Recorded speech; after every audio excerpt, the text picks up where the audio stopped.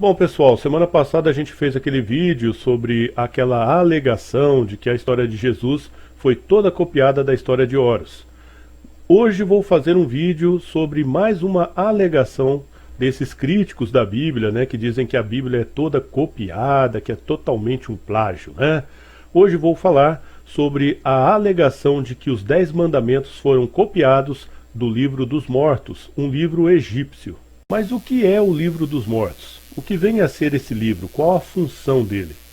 Bom, gente, para a gente entender o que vem a ser o livro dos mortos, é bom que a gente entenda também qual era a crença dos egípcios a respeito da vida após a morte. Bom, gente, para mostrar o que acontecia com o morto segundo a crença dos egípcios, eu só preciso dessa foto aqui.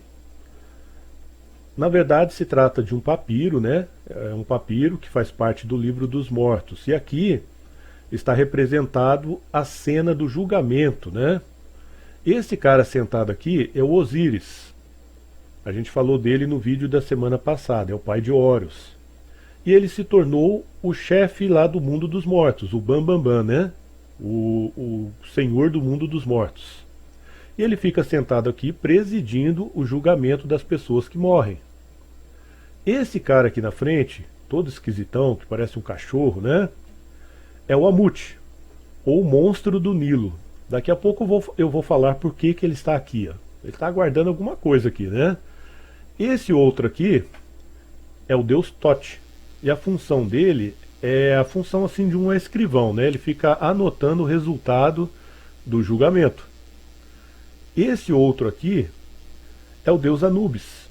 E a função dele é fazer a pesagem. Aqui tem uma balança, né, que infelizmente foi cortada na foto, só está a metade dela aqui. E essa balança serve para quê? Serve para pesar o coração da pessoa que está sendo julgada, do morto, né? De um lado, o Anubis coloca o coração da pessoa, e do outro lado da balança, ele coloca uma pena de avestruz. E o coração da pessoa, ele não pode ser mais pesado que a pena de avestruz.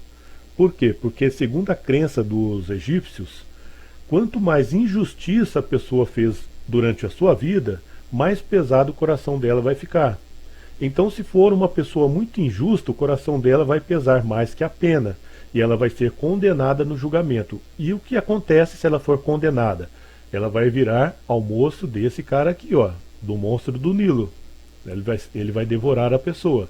Agora, se o coração da pessoa for mais leve que a pena, né, do avestruz, a pessoa vai ser salva e ela vai ser encaminhada para o campo de Lauro, ou campo de Laro, que é o paraíso dos egípcios.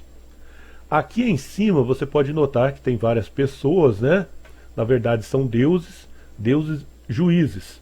São 42. E são para esses deuses juízes que as confissões do livro dos mortos são dirigidas.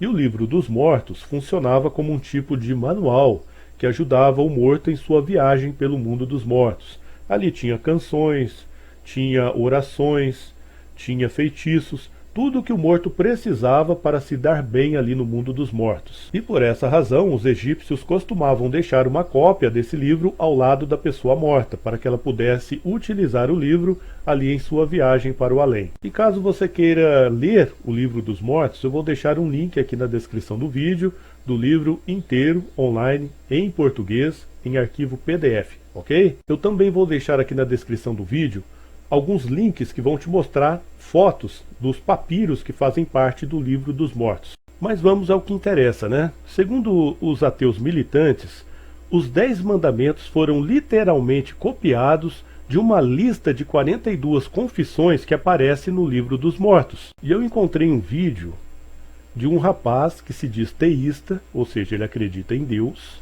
só que ele acha que os mandamentos foram realmente copiados do livro dos mortos. E ele tem uma crença bem esquisita, né? Ele acha que no Antigo Testamento existem 2 deuses, que eram considerados deuses dos hebreus. Um era Jeová, que para esse rapaz não passava de um anjo caído, né? Era um deus mau, que maltratava as pessoas, que castigava. E o Deus Pai, que para ele é o Deus verdadeiro, que não faz mal para ninguém, né? Ele não julga ninguém, ele só faz o bem, né? E eu acho muito esquisito esse tipo de pensamento. Para mim, é heresia. ok? Não sei o que vocês vão achar. Para mim é heresia. E esse rapaz ele fez esse vídeo onde ele vai comparando essas confissões do livro dos mortos com os mandamentos. E eu vou utilizar esse vídeo para poder responder a esses argumentos, ok? Vamos lá então. O terceiro mandamento do livro egípcio fala assim: eu não roubei. Vamos ver onde que está lá em Êxodo. Se o irmão quiser acompanhar, Êxodo 20, versículo 15. Olha lá, o livro dos egípcios fala assim: eu não roubei. Aí no livro da Bíblia diz: não furtarás. Ok. Vamos lá. Eu não roubei oferendas. No versículo 15 diz: não furtarás. O rapaz já começa aí falando sobre o terceiro mandamento do livro egípcio, o livro dos mortos. Errado, né? O livro dos mortos não tem mandamentos, ele tem confissões. E confissão é uma coisa, mandamento é outra. Mandamento é o quê? É uma ordem, é uma regra. Confissão é a declaração de uma pessoa que reconhece ter feito algo. Outra coisa também que o rapaz parece não saber é que existe uma diferença entre roubo e furto. Apesar de muita gente achar que é a mesma coisa, não é. O furto, gente, acontece sem que a vítima saiba. Por exemplo, o cara esquece o celular dele em cima da mesa. Aí passa alguém, olha, pega e leva. A pessoa pegou aquilo que não era dela. Ela furtou o celular. O roubo, gente, já acontece na presença da vítima. Ou seja, a pessoa chega, ameaça a vítima, olha, passa esse celular aí. Ou aponta uma arma para a vítima. Ou, às vezes, nem ameaça, mas faz tudo na presença da vítima, né? Ele tira da pessoa aquilo que é dela sem o consentimento dela. Aí, nesse caso, seria um roubo. E pelo que eu pude perceber, o livro dos mortos está falando sobre roubo.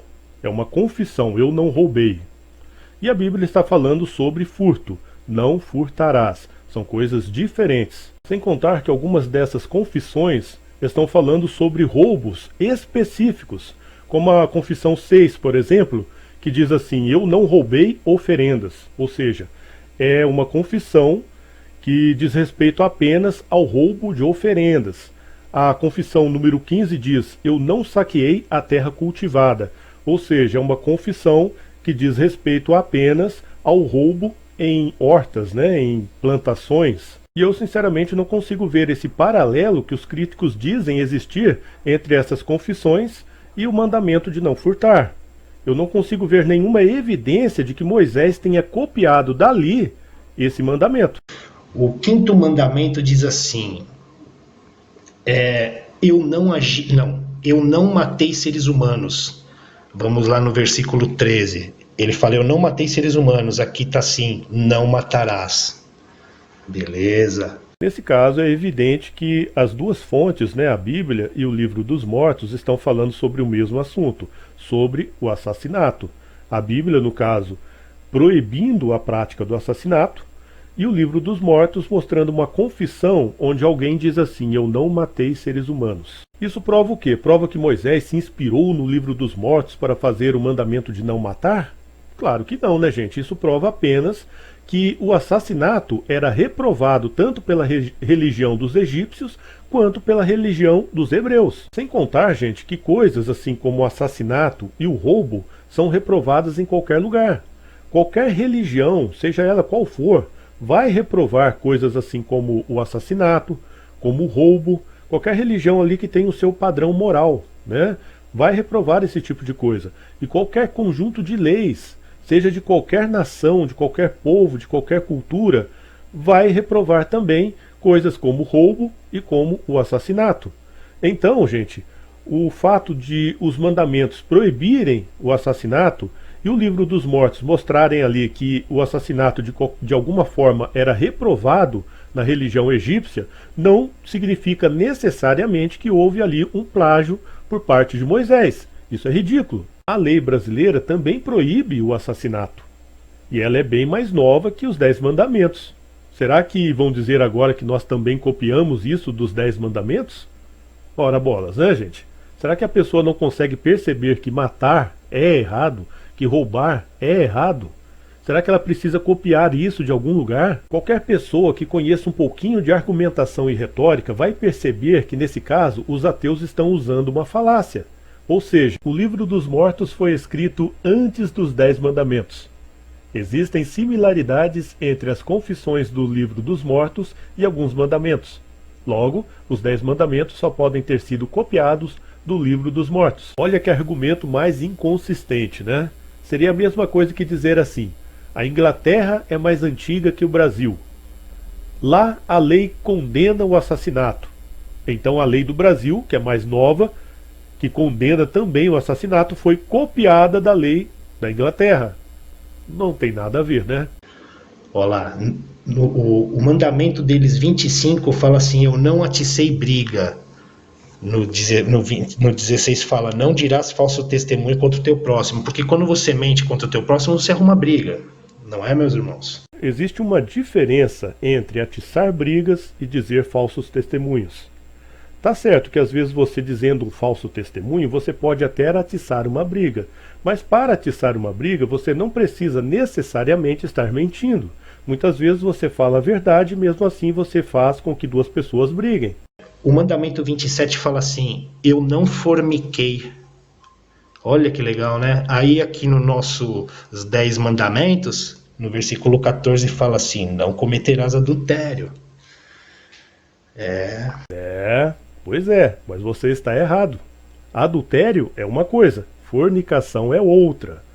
Você está fazendo confusão com a própria língua portuguesa, o que é uma vergonha, né? Adultério significa infidelidade conjugal. Diz respeito apenas a pessoas casadas. É quando o marido trai a esposa, é quando a esposa trai o marido. Agora, fornicação é outra coisa. Fornicação diz respeito ao sexo deliberado, ao sexo que é feito só para satisfazer a vontade da carne. Ou seja, pegar uma prostituta, transar aí com qualquer pessoa. Ou seja, tudo isso é fornicação. Fornicação pode ser cometida tanto por casados quanto por solteiros. Agora, adultério é outra coisa. Adultério significa infidelidade conjugal. Olha lá, eu não realizei julgamentos precipitados. Vamos lá no versículo 16 de Êxodo, capítulo 20. Não dirás falso testemunho do teu próximo, contra o teu próximo. Uma pessoa que julga de forma precipitada, ela pode estar dando um falso testemunho? Claro que sim, obviamente, tranquilo. Só que tem um detalhe, né? A pessoa que dá o falso testemunho geralmente sabe que está mentindo. Ela sabe que está inventando uma história a respeito de alguém. A pessoa que julga precipitadamente, não. Ela geralmente, ela acha que é aquilo e geralmente não é, porque ela julgou precipitadamente. Quer ver como é diferente? Deixa eu citar um exemplo aqui. Imagine a cena, um carro batido, uma pessoa caída no chão, toda suja de sangue, e uma pessoa ali de pé, toda suja de sangue também. A pessoa que julga precipitadamente, o que ela vai achar? Ela vai ver aquela pessoa suja de sangue e vai dizer assim: não, foi aquele cara que atropelou a vítima. Ela já vai julgar precipitadamente e vai sair falando: olha, aquele cara lá que atropelou.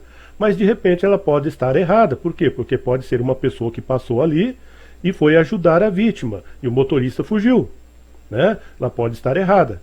Agora, a pessoa que dá o falso testemunho, ela vai ver que aquela pessoa é inocente e mesmo assim ela vai inventar que viu aquela pessoa atropelar a vítima.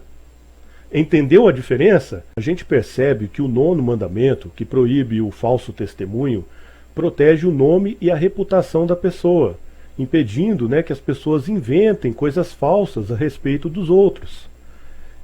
Esse mandamento não tem nada a ver com essa confissão, né, de não julgar precipitadamente. Como eu disse, pode até acontecer, né, da pessoa que julga precipitadamente fazer um falso testemunho sem saber, mas geralmente a pessoa que está julgando precipitadamente, ela acha realmente que aquilo é verdade. Não é o caso da pessoa que inventa falsos testemunhos, né? Que sabe o que está fazendo, sabe que está mentindo e por aí vai. Eu não amaldiçoei divindades. Esse é o mandamento 38 do livro dos mortos egípcios. Aí, eu não amaldiçoei divindades. Aí vamos lá no versículo 7 do capítulo 20 dos mandamentos fala, ó, não tomarás o nome do Senhor teu Deus em vão, porque o Senhor não terá por inocente aquele que toma seu nome em vão. Ou seja, tem muita semelhança, meus irmãos. Não tem nenhuma semelhança aí. A confissão número 38 do Livro dos Mortos está falando sobre amaldiçoar divindades. O que seria amaldiçoar? Amaldiçoar, gente, significa rogar praga, praguejar, xingar, tá? Então a pessoa que está ali confessando, né, no Livro dos Mortos, ela diz assim, eu não xinguei, eu não praguejei, eu não amaldiçoei divindade nenhuma. Já o mandamento bíblico diz que não é para usar o nome de Deus em vão, ou seja, não é para usar o nome de Deus à toa, né? Tem gente que vai brigar, já usa o nome de Deus. Tem gente que vai fazer um juramento, já usa o nome de Deus. Ou seja, o nome de Deus não era para ser usado assim de forma deliberada, não era para ser usado em vão, ok? Isso não tem nada a ver com praguejar, com jogar praga, com amaldiçoar divindades. No versículo, o mandamento número 11 fala assim, eu não amaldiçoei. No versículo 16 diz assim, não dirás falso testemunho contra o teu próximo. Ou seja, tudo a ver. Nada a ver, nada a ver. De onde você tirou que amaldiçoar é a mesma coisa que dar falso testemunho? Amaldiçoar, como eu acabei de explicar aqui, é rogar praga, é xingar, é praguejar. Dar falso testemunho é mentir a respeito de alguém. Meu Deus do céu, esse povo não entende a própria língua pátria. É muita vergonha. O mandamento 15 aqui fala assim, eu não saqueei a terra cultivada. No versículo 17 aqui de Êxodo fala assim, não cobiçarás a casa do teu próximo, a mulher do teu próximo, nem do teu servo, nem da tua criada, nem seu boi, nem seu jumento, nem coisa alguma do teu próximo. Ou seja, uma cópia de eu não saqueei a terra cultivada. Bom, gente, eu acho que dá para ver a forçação de barra desse pessoal. O Livro dos Mortos mostra uma confissão em que a pessoa diz assim, eu não roubei nada em terras cultivadas, ou seja, eu não fui lá na horta do meu vizinho e roubei nada, eu não fui lá na plantação do fulano de tal e roubei alguma coisa, ou seja, eu não roubei nada em terras cultivadas. Aí o cara entende que isso inspirou Moisés a escrever um mandamento que diz que para a gente não cobiçar nada do próximo, nem a mulher dele, nem a casa dele, nem o gado dele, ou seja, é coisa que não tem nada a ver com a outra. Eu não sei de onde o cara encontra um paralelo para dizer que Moisés copiou essa confissão lá do Livro dos Mortos e fez um mandamento. É ridículo, né? Bom, gente, esses argumentos, claro, não são desse rapaz que fez o vídeo. Esse rapaz aí está apenas repetindo argumentos que são largamente espalhados pela internet pelos ateus militantes. Mas como você pôde ver, né, são argumentos pueris, são argumentos fajutos, né, até idiotas se a gente for analisar bem, né? Porque não são argumentos nem convincentes, não... Qualquer pessoa que pegar a Bíblia ali e comparar, eu acho que vai chegar na mesma conclusão que eu cheguei.